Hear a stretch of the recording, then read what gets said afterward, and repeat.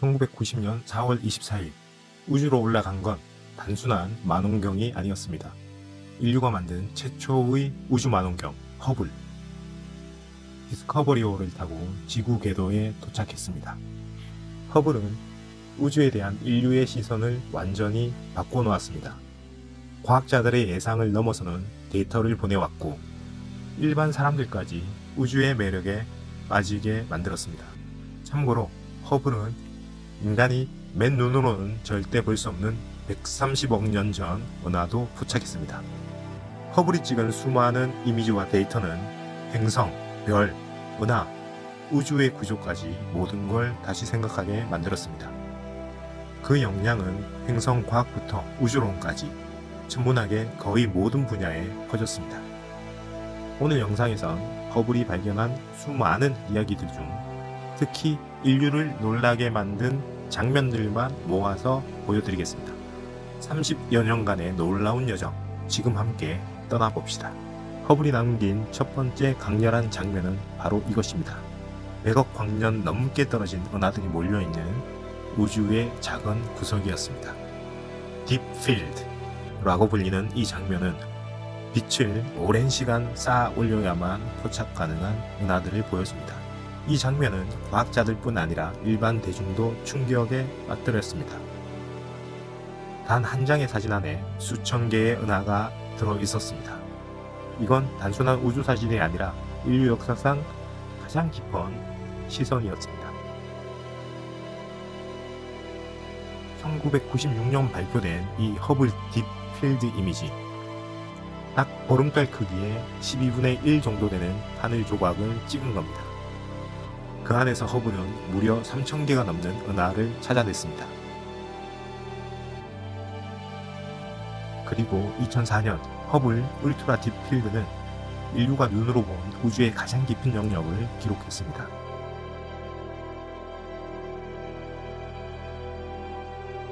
(2012년에) 기존 모든 딥필드 이미지를 하나로 합쳐서 익스트림 딥필드까지 만들었습니다. 총 2,000장 이상의 노출이 결합된 결과였습니다. 그 결과는 천문학자들에게 충격을 주었습니다. 우주가 이렇게까지 깊고 복잡할 줄은 아무도 몰랐습니다. 이런 딥필드 관측을 통해 우리는 아주 먼 원시 은하들도 볼 수 있었습니다. 그 은하들은 지금보다 더 작고 불규칙하게 생겼습니다. 즉, 지금의 거대한 은하들도 처음엔 조그만 것들이 모여서 만들어졌다는 뜻입니다. 허블은 우리에게 은하조차도 진화한다는 명확한 증거를 보여준 겁니다. 이번엔 또 다른 시선으로 떠나볼까요? 허블은 프론티어 필드라는 관측 프로젝트에서 엄청난 중력을 가진 은하단을 통해 멀리 있는 우주를 들여다봤습니다. 이른바 중력 렌즈 효과를 이용한 것입니다. 말 그대로 우주의 렌즈, 아주 무거운 은하단이 주변 시공간을 휘게 만들면 그 너머에 있는 빛이 휘어서 도달하게 됩니다. 그 덕분에 허블은 지상 만원경으로는 도저히 볼 수 없는 매우 희미하고 멀리 있는 은하들을 관측할 수 있었습니다. 특히 바나나처럼 휘어진 모습의 빗줄기들, 이건 중력 렌즈의 대표적인 흔적입니다. 이 렌즈 효과는 단순한 왜곡만 생기는 게 아닙니다. 멀고 희미한 우주를 확대해서 보여주는 덕분에 우리가 더 멀리, 더 깊게 볼 수 있게 됩니다.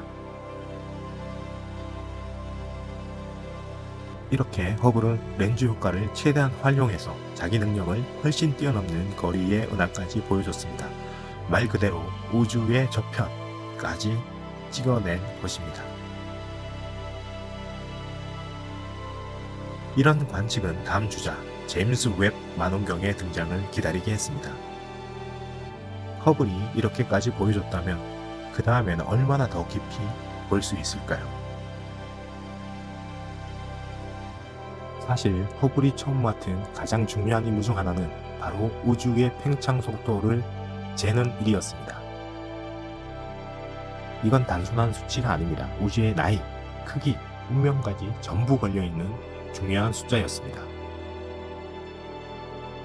허블 상수라고 불리는 이 값은 예전에 너무 오차가 커서 우주의 나이를 100억에서 200억 년 전으로 대충 잡았습니다. 하지만 허블의 데이터 덕분에 천문학자들은 팽창 속도 추정치를 훨씬 정밀하게 만들 수 있었습니다. 지금 우리가 말하는 138억 년 된 우주라는 숫자, 이건 허블이 없었으면 불가능했습니다. 또한 이런 정밀한 거리 측정에는 우주 거리 사다리라는 개념이 쓰이는데요. 허블은 바로 이 사다리의 핵심 도구였습니다. 가까운 별부터 먼 은하까지의 거리를 재는 기준이 되는 바로 세페이드 변수 별들을 관측했기 때문입니다. 세페이드 변수는 마치 우주 속 깜빡이는 등대와 같은 역할을 합니다. 이 별들이 얼마나 밝고 얼마나 멀리 있는지 측정하게 되면 그걸 기준으로 점점 더 먼 거리의 천체들도 계산할 수 있게 되는 셈인 거죠. 이 기준을 활용해 천문학자들은 초신성 거리도 계산하게 됩니다. 특히 아주 멀리 있어도 밝게 터지는 LA형 초신성은 우주 확장 속도를 추적하는 데 꼭 필요했기 때문입니다. 허블은 세페이드 변수와 초신성 사이의 관계를 정교하게 고정하는 역할을 했습니다. 이 초신성들은 말 그대로 우주의 기준점이 되었습니다. 얼마나 멀리 있는지 계산할 수 있기 때문이었죠. 허블은 이걸 통해 수억 광년 떨어진 은하까지 거리를 잴 수 있게 했습니다. 이처럼 허블은 우리가 눈으로 볼 수 없는 말 그대로 우주의 가름자가 되어줬습니다.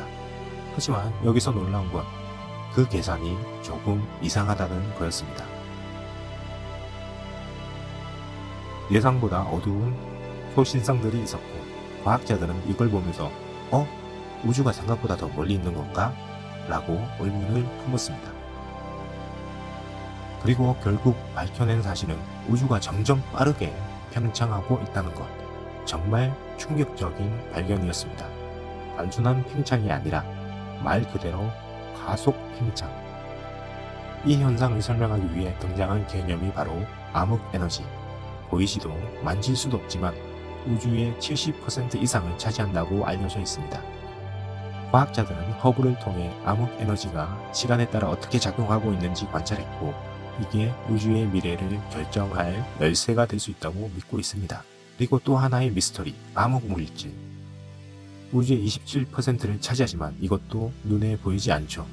그래서 과학자들은 허블을 이용해 보이는 물질들의 지도를 먼저 만들고 그 주변에 보이지 않는 중력 효과를 추적해서 암흑물질의 분포를 추정해냈습니다. 그 과정에서 또 하나 허블이 밝혀낸 충격적인 존재, 바로 거의 모든 은하 중심에 존재한다는 초질량 블랙홀입니다. 허블은 은하 중심의 별들이 엄청난 속도로 회전하는 걸 포착했습니다. 그건 단순한 중력으로는 설명이 안 되는 것이었죠. 뭔가 거대한 것이 그 안에 있다는 신호였습니다.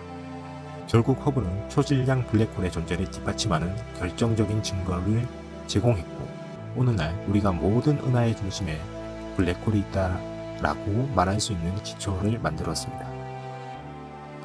그리고 여기서 끝이 아닙니다. 허블은 퀘이사라고 불리는 상상을 초월하는 밝기의 천체도 관측했습니다. 수천 개의 은하보다 더 밝은 은하 중심의 폭발적인 에너지 자체였습니다. 그중 하나는 무려 90억 광년 떨어진 곳에서 관측된 퀘이사였고 이건 허블의 10만 번째 촬영 이미지로 기록되었습니다. 정말 드라마 같은 장면이었습니다. 허블은 또 행성 과학에서도 빛났습니다. 목성과 그 위성 아이오의 활동을 정밀하게 추적했고 1994년엔 혜성이 목성과 충돌하는 장면까지 포착했습니다. 마치 이것은 실시간 재난 영화 같았죠. 그리고 토성과 천왕성, 해왕성에 나타난 오로라까지도 관측했는데요. 허블은 지구 밖에서도 북극광을 보는 능력자였습니다. 심지어 해왕성 주위를 도는 아주 작은 달, 히포캠프의 정체도 밝혔고요. 그 존재조차 몰랐던 천체를 찾아낸 겁니다. 이름도 귀엽죠. 바로 히포캠프. 2013년에 목성의 위성 유로파에서 수증기 분출 현상을 처음으로 포착했고, 이건 그 표면 아래에 액체 상태의 물이 있을지도 모른다는 신호였습니다. 즉 유로파가 생명체 존재 가능성이 있는 후보지로 떠오른 순간이었죠. 그리고 허블은 계속해서 뜻밖의 손님들을 만나게 됩니다. 그중 가장 유명한 손님이 바로 오umuamua, 태양계를 스쳐 지나간 최초의 성간 물체였습니다. 허블은 이 미스터리한 손님의 움직임과 속도를 면밀히 추적했습니다. 그 결과 단순한 해성이라기에 너무 이상한 움직임, 그리고 빛도 반사하지 않고 예상보다 더 빠르게 멀어지는 속도, 모두가 궁금했습니다. 정말 이건 자연 물체일까? 라고요. 그 후에 또 다른 성간 손님이 등장했는데 바로 보리소프 해성. 이번엔 훨씬 뚜렷하게 관측되었고 허블은 지금까지 가장 선명한 이미지까지 남겨주었습니다.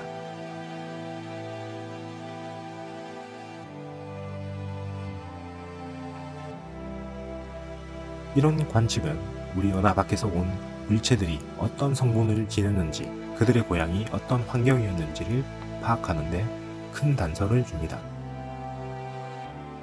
그뿐 아니라 허블은 별이 태어나는 곳도 정밀하게 찍었습니다. 적외선 기능과 고해상도를 활용해 먼지와 가스로 가득한 항성 생성 지역을 꿰뚫어 보았습니다.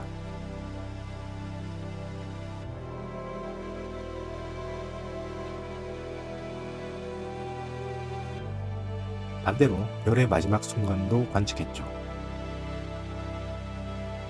태양 같은 별이 죽을 땐 행성상 소문을 남기고, 훨씬 큰 별은 초신성으로 폭발하게 됩니다.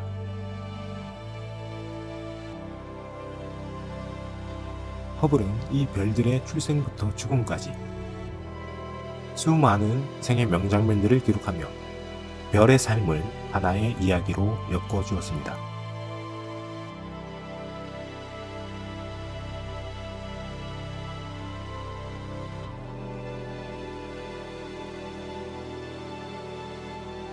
사실 허블의 원래 임무엔 없었지만 이 만원경은 외계 행성 연구에서도 큰 업적을 남겼습니다.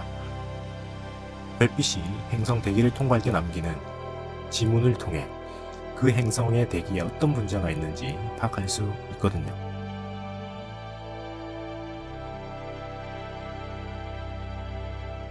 오리온 성운을 관측하던 중 허블은 그 안에 별의 절반 이상이 가스와 먼지로 된 원반에 둘러싸여 있는 걸 발견했습니다. 이건 곧 행성이 만들어질 재료들이라는 뜻이겠죠. 그리고 2016년에 40광년 떨어진 초지구형 행성의 대기가 얼마나 건조한지를 최초로 분석했고, 2019년엔 K2 18b라는 외계 행성에서의 물의 흔적까지 찾아내게 됩니다. 이 행성은 지구보다 8배나 무겁고 당시 발견된 것 중 유일하게 물과 적절한 온도를 함께 가진 행성이었습니다. 이런 발견들은 우리가 외계 생명체에 한 걸음 더 가까워졌다는 뜻이기도 하죠. 허블은 이전엔 단 하나의 외계 행성계밖에 몰랐던 우리가 이제 대부분의 별들이 행성을 갖고 있다는 사실을 알게 된 겁니다. 허블은 우리에게 생명의 가능성이 우주 어딘가에 있을 수도 있다는 희망을 안겨주었습니다. 그리고 언젠가 그 단서 중 하나에서 진짜 생명의 흔적을 발견할지도 모릅니다. 이 만원경은 나사와 ESA가 힘을 합쳐 만든 역사적인 프로젝트이자 인류가 만든 가장 강력한 과학 도구 중 하나로 평가받고 있습니다. 35년이 넘는 시간 동안 허블은 고장나지 않고 지금도 우주를 바라보고 있습니다. 그리고 우리는 아직 발견되지 않은 새로운 이야기를 여전히 기다리고 있습니다. 우리가 저 하늘의 별을 올려다볼 때 그 너머 어딘가에서 허블은 지금도 조용히 셔터를 누르고 있습니다.